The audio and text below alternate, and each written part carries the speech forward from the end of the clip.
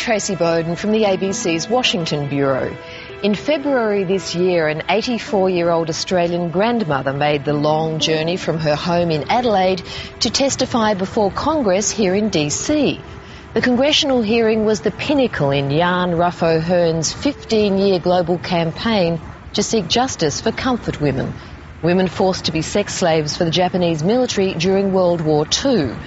We first met Jan in 2001 on Australian Story. Now, 6 years on, Jan feels she's one step closer to finally achieving her purpose.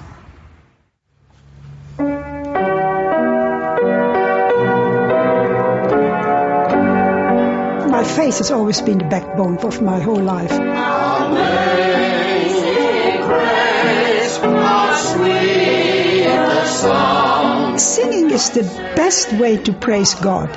You praise God by a song. You can't beat that. The thing about my mother, she's 84 years old and she has an astonishing energy and a sense of love and goodwill about her that is quite special. Sometimes God asks of us late in life to do an amazing task. And this has come to me late in life, you know.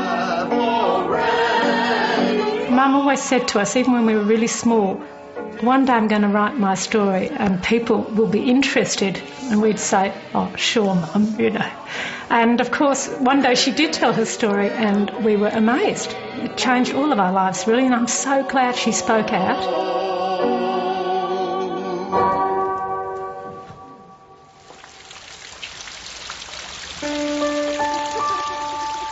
I grew up in the former Dutch East Indies, which is now called Indonesia. I was born in 1923, and I had the most wonderful childhood. My grandfather took a lot of films in Java. In those films you can see my mother as a young girl wearing a big Dutch bow in her hair, dancing around in a party frock before the war, before anything happened that was unpleasant, and the future was so positive. Well, she always used to tell us stories of Java, always. That goes right throughout my childhood. And we used to love looking at the photographs of the beautiful big house and, yeah, the servants which people had, you know, to do your cooking and washing and gardening and a chauffeur. And we were always enthralled with these, you know, to hear these stories, and it fascinated us. And we were quite happy to think, oh, well, that was the life my mother had. But nothing at all, no hint to indicate that something as shocking as this had happened to her. My mother's a very beautiful woman. She's really attractive, and as a young woman she was stunning. And in a sense, sometimes I think that her beauty has also been her disguise. We knew all along that she'd been in prison camp. I've never seen my mother as someone with a terrible past that she was hiding from me. Not a hint. It was a perfectly kept secret. There were some things that didn't make any sense, like my mother always used to say when it was a birthday or Mother's Day, and we'd say, what do you want for a present? She'd say, oh, just don't give me flowers. Just, they're such a waste of money. Don't give me flowers. And we couldn't understand that. Everybody loves flowers. Every mother loves getting flowers.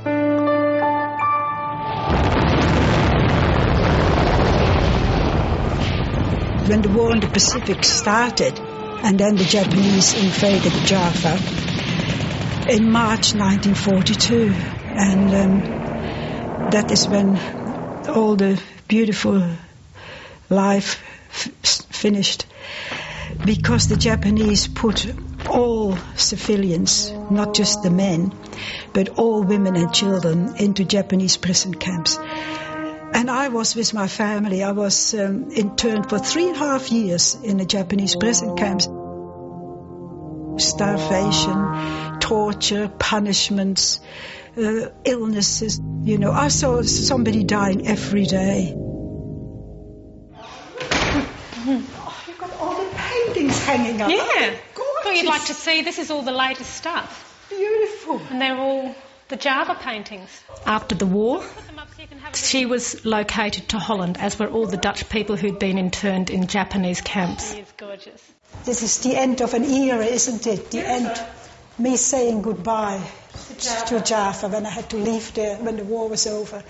But because she'd met my father, who was an English soldier, she moved to England to marry Dad.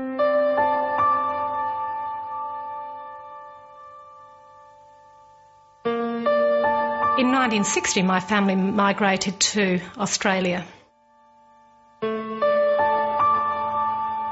The first hint I had of it was when my aunt from Holland came to stay with us in Sydney, and we were chatting in bed one night, and my aunt said to me, "Something happened to your mother in the camp, but I promised never to tell you, and I can't tell you till after she's died."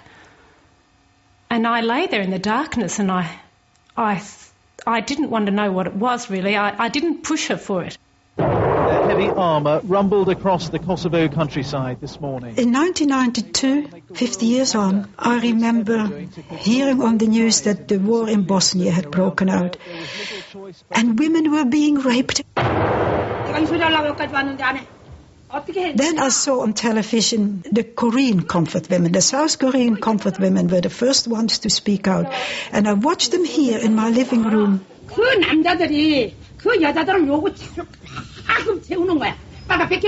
And they wanted justice and compensation and an apology more than anything else. They wanted an apology from the Japanese government. And I thought they weren't getting anywhere. They were getting nowhere. And I thought, I must back up these women. Now it's time to speak out. There was going to be an international hearing on Japanese war crimes to be held in December 1992 in Tokyo. And I was asked, would I be a witness? But before I could do that, because I had to tell my family, I had to tell Eileen and Carol. You know, how can you tell your daughters? The shame was still so great, you know. I knew I had to tell them, but I couldn't tell them face to face.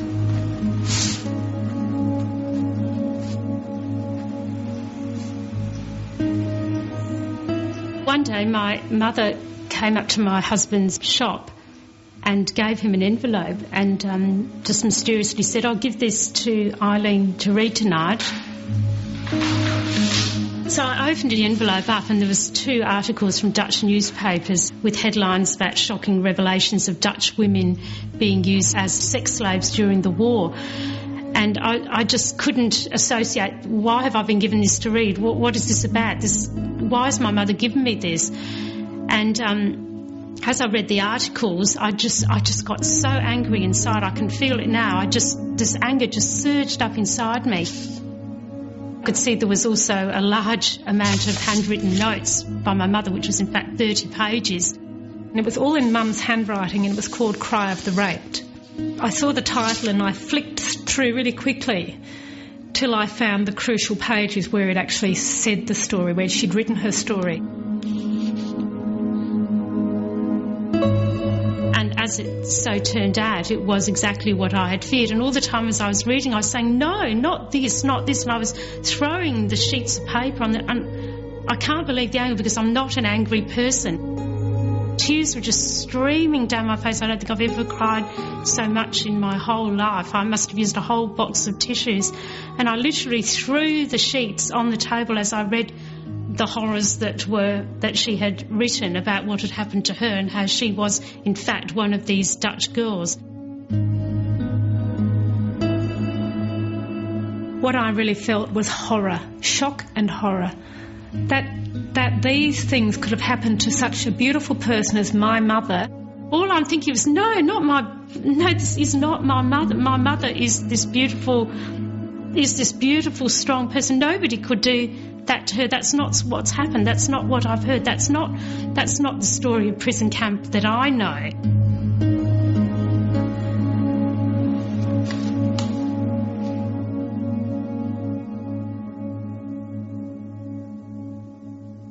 I'd been in the camp 2 years. They gave an order that all the young girls from 17 years and up had to line up in the compound. these high military officers walked towards us and started to eye us up and down, looking at our figures, looking at our legs, and it was obviously a selection process that was going to take place.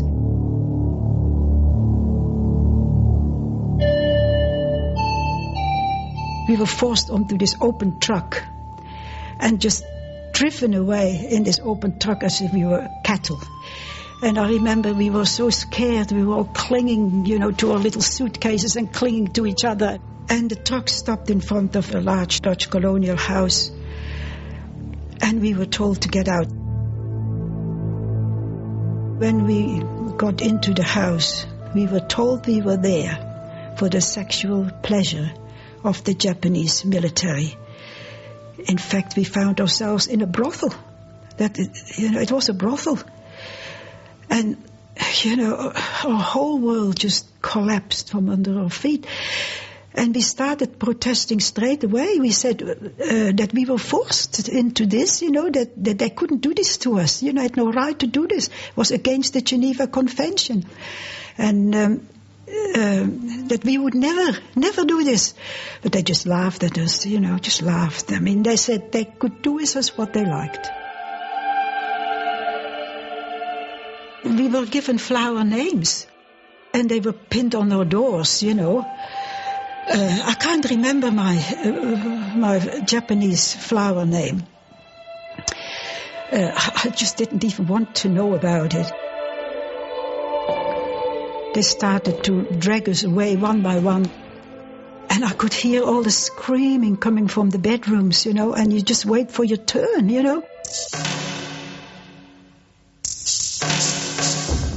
And there stood this large, fat, bald Japanese officer looking at me, grinning at me, and I put up an enormous fight, but he just dragged me to the bedroom. And I said, I'm not going to do this. And he said, well, I will kill you. If you don't give yourself to me, I will kill you. And he actually got out his sword. I went on my knees and to say my prayers, and I felt God very close. I wasn't afraid to die. And as I was praying, he had no intention of killing me, of course. He just, threw me on the bed. He got hold of me, threw me on the bed, and just tore off all my clothes. And just brutally raped me. And I thought he would never stop. It was the most horrendous. I never thought suffering could be that terrible. And eventually he left the room, and I was in total shock. And when I got to the bathroom, all the other girls were there. We were all there in the bathroom, all in total hysterical and crying and trying to wash away the dirt, the shame. Within one night, we lost our youth. We lost our innocence, our youth. We were just such a pitiful little group of girls. After I'd read the story, I drove over to my mother's house, and I just put my arms around her and cried and cried. I couldn't speak. I couldn't say anything. Nothing would have been enough. There was nothing. Just putting my arms around her, I guess, was words enough. All these years I was too ashamed. You think, what will they think of me? I can't tell this. What will they think of me? And then to get that wonderful reaction, of their embrace. It's all told in the embrace. The fear. I'll never forget that fear. It runs right through your body like electrical currents. And it's a fear that has never left me. It's been with me all my life. I can feel that fear sometimes at night when I just sit here in my lounge room looking out through the window and it's getting dark. Because when it's getting dark, it means I'm going to be raped over and over again. And even now when I see it getting dark at night, I can still feel that fear coming over me, It's never really left me.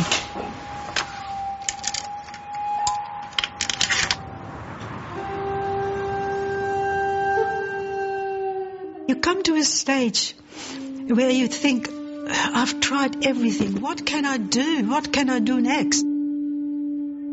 I cut off all my hair. I thought if I make myself look as ugly as possible, nobody will want me.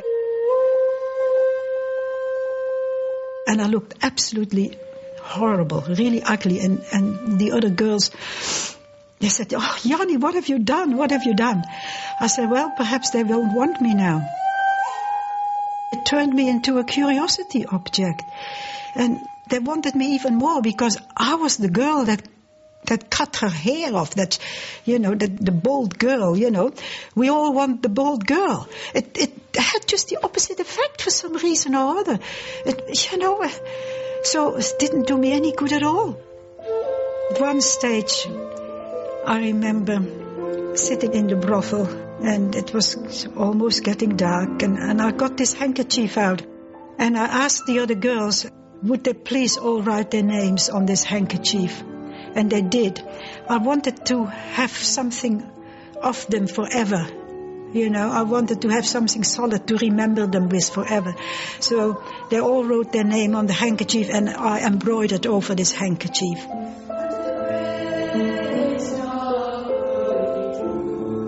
One day we were told to pack our belongings again, and we were there put in the transit camp. I was there reunited with my mother and my two younger sisters. And to see my mother again, after all that time. And my mother looked at my bald head, and she feared the worst. And that first night, I couldn't even talk or say anything to her. I can feel it now, laying in my mother's arms, in the hollow of her arms, so arms around me. And she just stroked my head, she just kept stroking my bald head. And I just lay there in the safety of my mother's arms. And we didn't speak, we just lay there. And then the next day I told her what had happened to me. And so did the other girls. We had all these girls with all these mothers, and the mothers just couldn't cope with the story. This happened to their daughters, It was too much for them. They couldn't cope with it. And we were only ever to tell our mothers just once. And it was never talked about again. It was just too much for them.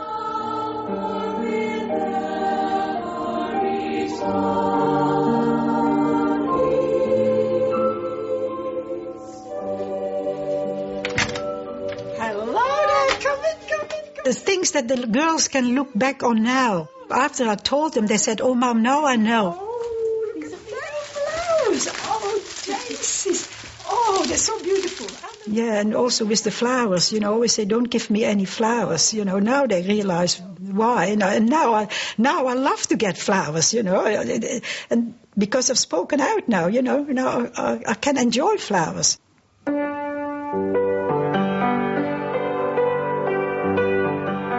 The best thing that God did to me is giving me Tom.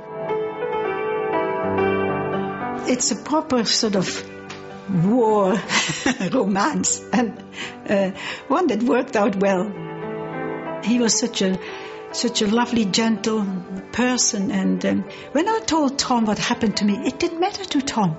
He loved me for what I was, and to be accepted so totally, no matter what. Don't you just love a man like that? Yeah. I wasn't dirty. I wasn't soiled. I wasn't different. Not in Tom's eyes. I was just beautiful in Tom's eyes, and he was beautiful to me. Yeah.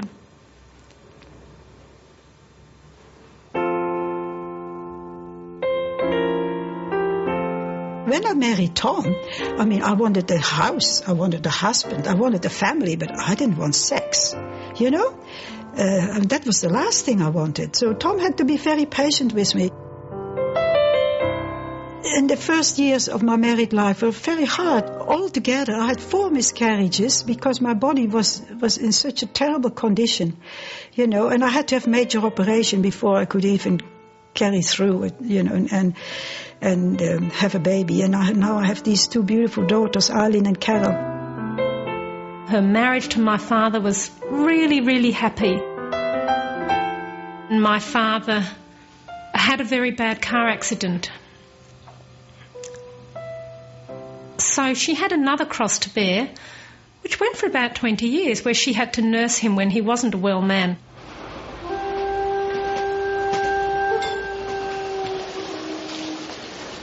It was my deep faith in God that helped me survive all that I suffered. More anxiety came. Since 1992, when I first spoke out in Tokyo, I made up my mind that for the rest of my life I would campaign for the plight of the comfort women and for the protection of women in war, because every time there is a war, women are the victims again. Her life has 100% changed.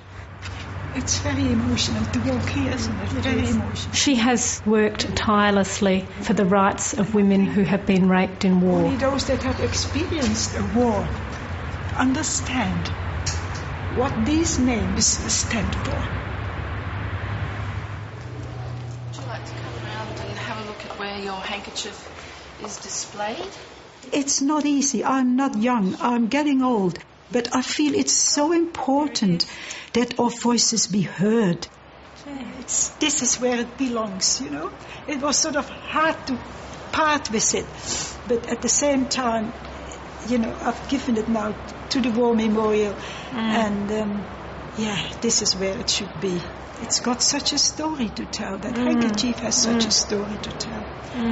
Would you like me to remove it for you so you could have a closer look? Could I really touch it again? I'd love to hold it. We thought it was a special occasion that you were visiting really carefully. So it's actually mounted on a board, and I need to wear gloves, but on this occasion you don't have to. Yes. There's my name, Jan. There's Lies. I said all the rosaries with Lies. Gertie. She was only 18. Bertha, Marie, Ellie, and Grace. And those names are forever in my heart. Yeah.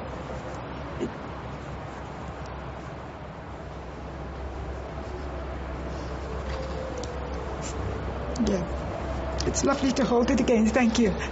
That is really good. Yeah. Time is running out for these comfort women. They're all getting old. They are like my heart and my soul, you know.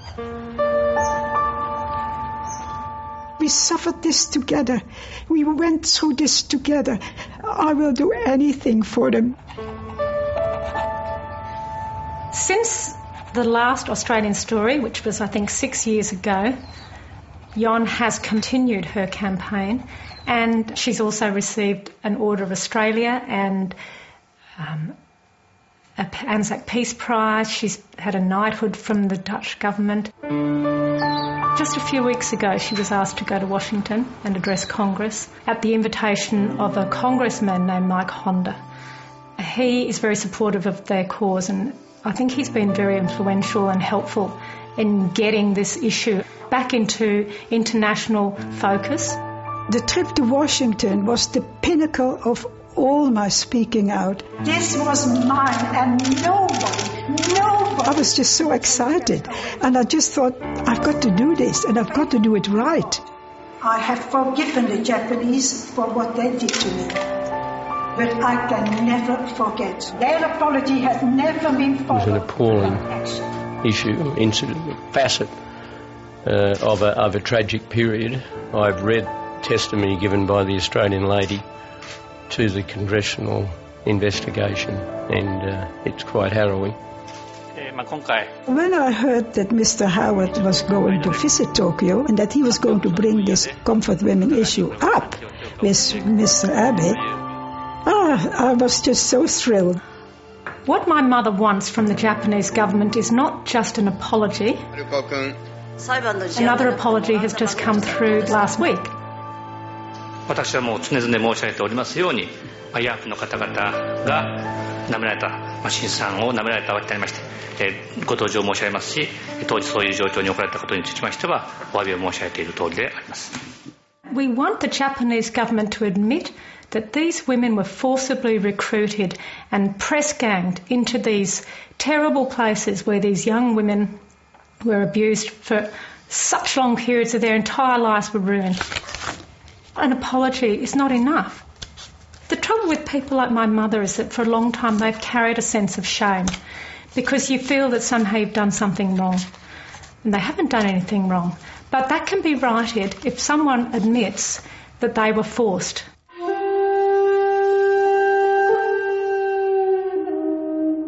We want our dignity back, you know.